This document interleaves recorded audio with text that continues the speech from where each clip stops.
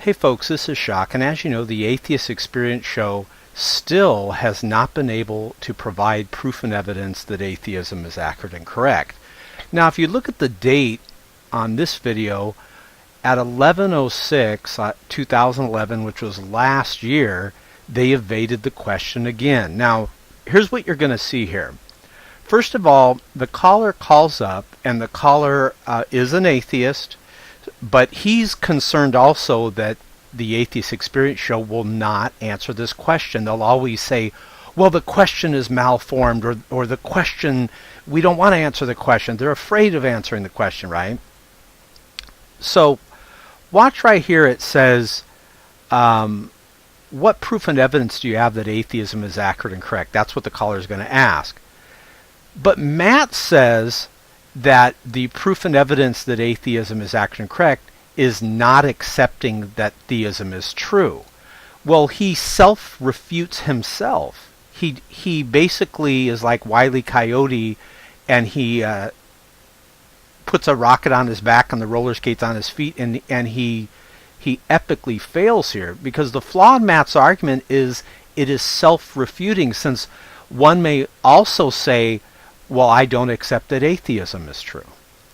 So, Matt, you're going to need to really maybe take a philosophy course or educate yourself on how to think rationally, because your rational thinking skills are lacking, just like your proof and evidence that atheism is accurate and correct. And you notice here they have a little doll of the spaghetti monster. Matt, spend less time playing with dolls and go ahead and go to the websites I'm going to show you in a moment. But let's watch this clip of the Atheist Experience Show evading the question. Now, I strongly suggest, my atheist friends, why don't you contact the Atheist Experience Show and ask them, say, look, rather than evading the question, because everyone on YouTube saying it's making the Atheist Experience Show look very bad and very evasive, just answer the question, what proof and evidence do you have that atheism is accurate and correct? Now watch here, listen closely. First they're going to say, well, we do answer it, and then immediately after they say that, Matt's going to say that he doesn't like the question, it's malformed. Watch this. They're terrified to answer the question. Listen closely. Okay. What proof and evidence do you have that atheism is accurate and correct? I wish you wouldn't get off. I wish you'd stay. Okay. Because there's this moron on YouTube who keeps asking this question and pretending like we haven't answered it. Now wait a minute. First of all, they do an ad hominem attack against this Christian person that wants them to answer this question, and it's not just Christians. Atheists want them to answer the question. So because we ask them, what proof and evidence do you have that atheism is accurate and correct, the show calls people that ask that morons, right? So you could tell, notice Matt's looking down, he's vividly shaken. He said, we've already answered it, right? But now watch what happens. He immediately says he's not going to answer that, and he starts saying, well, we don't like the question, it's malformed. Watch how they evade again. Watch, it's right here on video, watch. Not only have I answered it on the show before, but on the blog as well. The question is ill-formed. Now wait a minute. Let's rewind it. Notice he's not answering it. He's basically saying he doesn't want to answer it. He don't like the question. So let's go back. Watch this. He, first of all, says anyone that would ask that question is a moron, which it seems like he's very defensive. They do not like this question. Here it is right here. What proof and evidence do you have that atheism is accurate and correct? Because they don't have any good arguments at all. So watch this. Watch how when he asks the question, immediately Matt and the other guy here are vividly shaken. Watch their eyes. Okay. What proof and evidence do you have that atheism... Look. See that? They're vividly shaken by it. Watch. Let's go back again. Okay. What proof and evidence do you have that they don't like the question. So now let's watch them attack the question again, and then we're going to help Matt. We're going to help him think rationally, and we're going to give him a couple of websites that he should go to so he can educate himself. Okay. What proof and evidence do you have that atheism is accurate and correct? I wish you wouldn't get off. I wish you'd stay. Okay. Because There's this moron on YouTube who keeps asking this question and pretending like we haven't answered it. Not only have I answered it on the show before, but on the blog as well. Now watch. He's gonna right now. He always acts like he's gonna answer it, and then he evades it. Watch. He's not gonna say, "Well, the problem of evil in the world," or, "Well, because Scripture is not, correct," or "There's contradiction." He doesn't give any arguments. Watch what he says. Watch this. This is the only thing he has that is answering the question, what proof and evidence do you have that atheism is accurate and correct? And he doesn't answer it. He evades. Watch. It's really sad. Watch. It's kind of pathetic.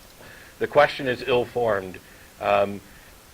The question is, what proof and evidence do you have that atheism is true? Well, atheism is the position of not accepting the theological explanation.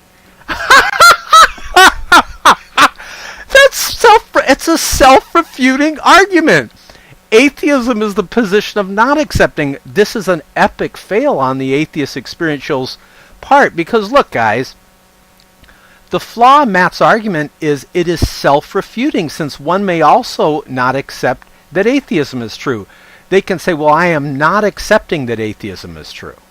Because you don't accept something as true doesn't therefore make it false necessarily. For example, let's say that Matt believes the earth is flat, and he doesn't accept that the earth is more round. It's not flat. Does that then make the earth flat? Of course not. Matt's argument is self-refuting. His opinion on something has absolutely nothing to do whether or not it is true or not. So let's watch the epic fail one more time. The God hypothesis. See that? So basically, he's saying that his proof and evidence that atheism is true is that he basically doesn't accept God exists.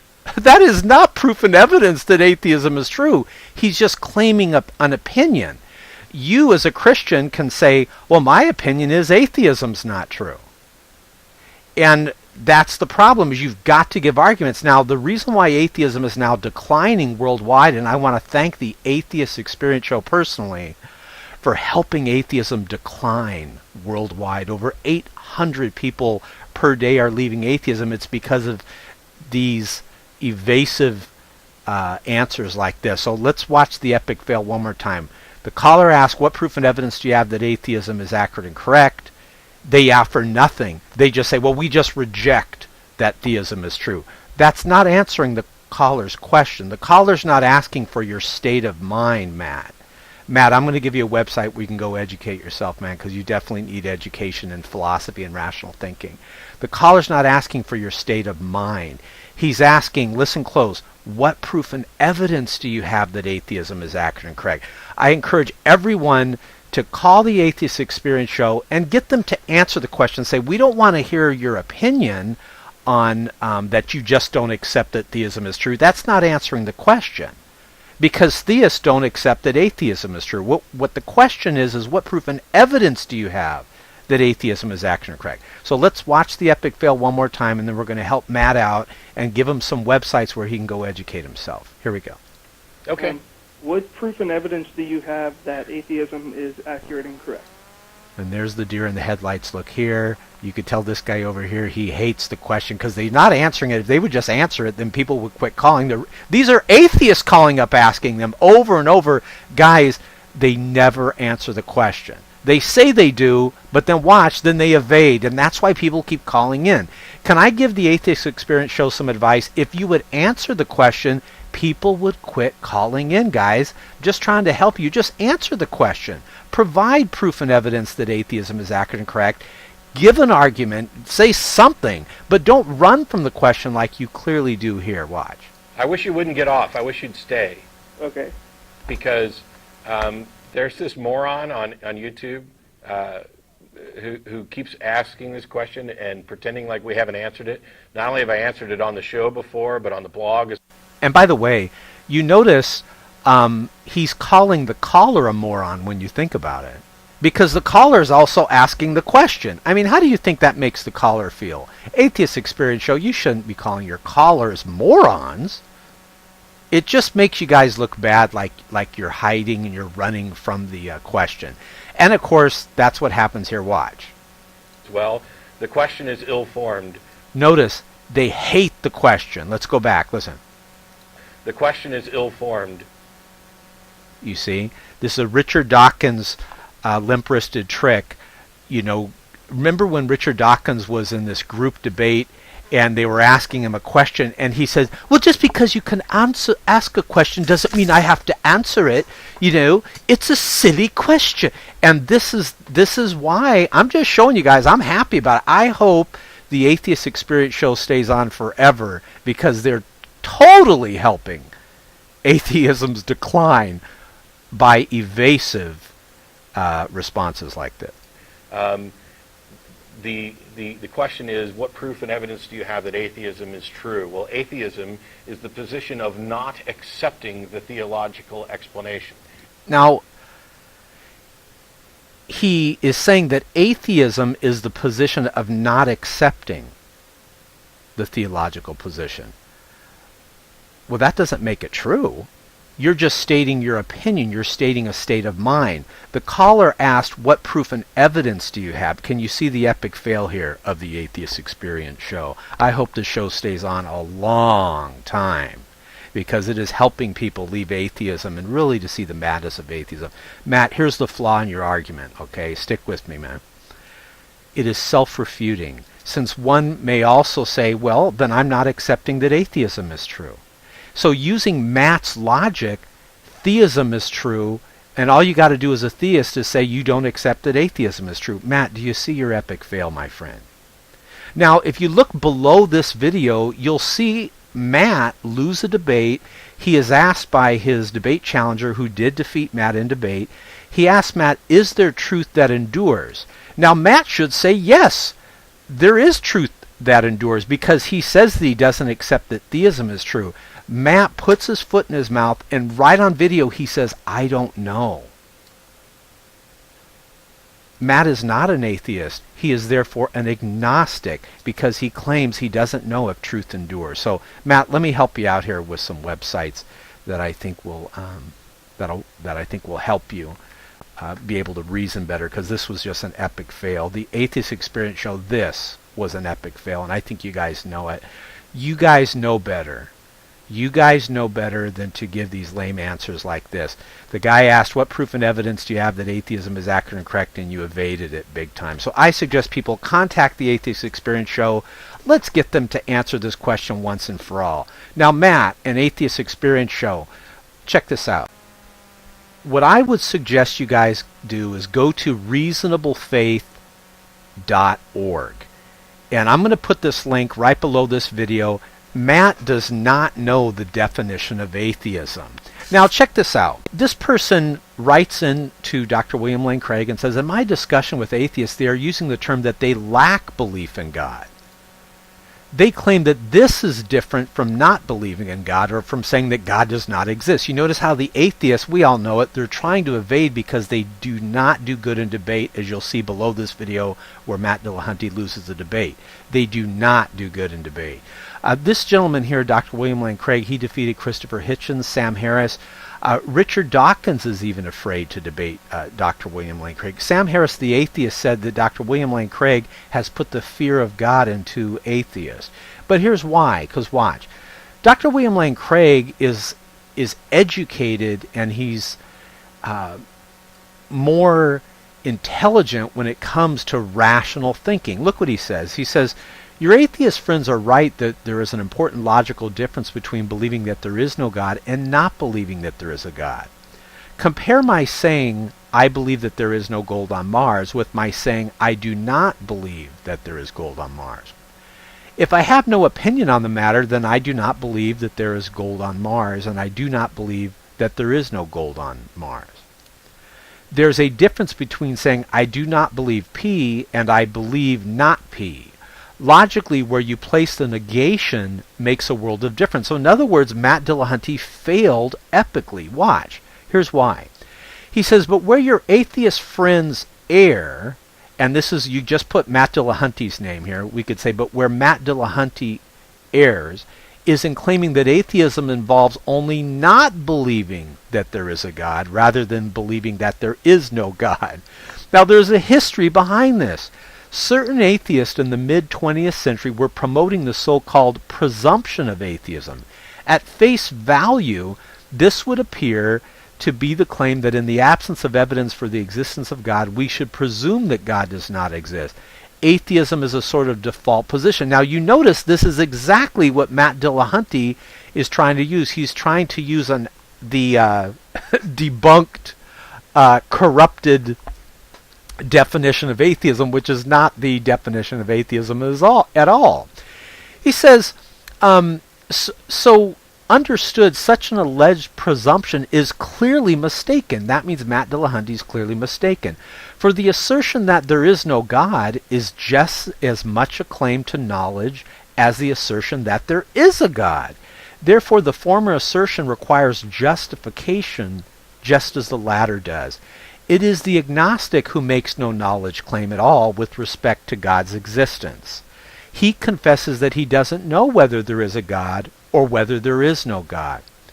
But when you look more closely at how protagonists of the presumption of atheism use the term atheist, you discover that they were defining the word in a non-standard way, synonymous with non-theist. So understood, the term would encompass agnostics and traditional atheists, along with those who think the question meaningless, verificationist. Now, let's just cut to the chase. Look, he says, such a redefinition, and I'll put the link below here, guys, if I'm going too fast. Just look below the video. Such a redefinition of the word atheist trivializes the claim of the presumption of atheism. For on this definition, atheism ceases to be a view. This is exactly what I was saying. It is merely a psychological state. And all Matt was doing was saying what his psychological state was, or at least attempting to convince us of his psychological state.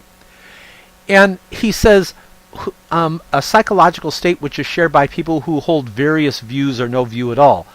On this redefinition, even babies who hold no opinion at all on the matter count as atheists. In fact, Craig says our cat Muff counts as an atheist on this definition, since she has, to my knowledge, no belief in God. And Craig's even ridiculing the type of response that, for example, Matt Dillahunty gave. One would still require justification in order to know either that God exists or that he does not exist, which is the question we're really interested in. So why, you might wonder, and this is where the rubber meets the road here, why do atheists like Matt Dillahunty and the Atheist Experience Show evade the question? Here's why. And Craig touches on this. He says, you might wonder, why would atheists be anxious to so trivialize their position? And you could tell that's what Matt Dillahunty is doing. He's not answering the question. He's trivializing it. Why would they be so anxious to trivialize their position? Here I agree with you that a deceptive game is being played by many atheists. If atheism is taken to be a view, namely the view that there is no God, stick with me guys, then atheists must shoulder their share of the burden of proof to support this view. Can you see why the Atheist Experience Show is continuing to dodge the question? This is why they're so evasive. This is why the Atheist Experience Show will not answer the question, what proof and evidence can you provide that proves atheism is accurate and correct? You just saw it on video, guys. They did not answer it. They evade it. They attack the question. It's like nails on a chalkboard to them. But many atheists admit freely that they cannot sustain such a burden of proof. So they try to shirk their epistemic responsibility by redefining atheism, and that's exactly what the Atheist Experience Show did. They're guilty of that. So that it's no longer a view, but just a psychological condition, which as such makes no assertions. It's exactly what the Atheist Experience Show does. They are really closet agnostics. What he's saying here, literally, Matt Dillahunty is a closet agnostic, and I think Matt needs to, quote unquote, come out of the closet and just admit that he's an agnostic. We all know it. He's a closet agnostic. They are really closet agnostics who want to claim the mantle of atheism without shouldering its responsibilities. Craig pulls no punches. He says this is disingenuous, and still leaves us asking, so is there a God or not?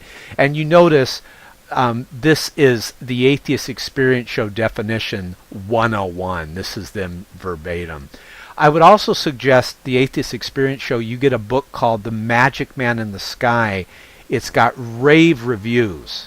It was a #1 seller, probably still is, on Amazon.com. A lot of people that were atheists have read this. They've left atheism. I was an atheist. I've read it. I'm no longer an atheist, by the way. I'm a Christian. But you guys should get this book. I don't get anything for telling you guys this, but it's awesome. The Magic Man in the Sky. Also, I would suggest creation.com. Creation.com, which totally exposes the myths, lies, and frauds of atheist evolution. So check that out. So anyways, guys, there you have it. I still have my challenge. My challenge has not been met. I am challenging the Atheist Experience Show to provide proof and evidence that atheism is accurate and correct. They still haven't done it. It appears that atheism is a faith-based view, since we have been offered no arguments whatsoever. Atheist Experience Show, if you're listening, we're still waiting on those arguments. We're still waiting and waiting. It's been over, a year and a half now, and the Atheist Experience Show still has not been able to provide proof and evidence that atheism is accurate and correct. Can you guys see why atheism is now declining worldwide as a whole? Over 800 people per day. I would like to personally thank the Atheist Experience Show in a unusual sort of way. You guys are actually helping the demise of atheism. So God bless you guys. Keep up the good work.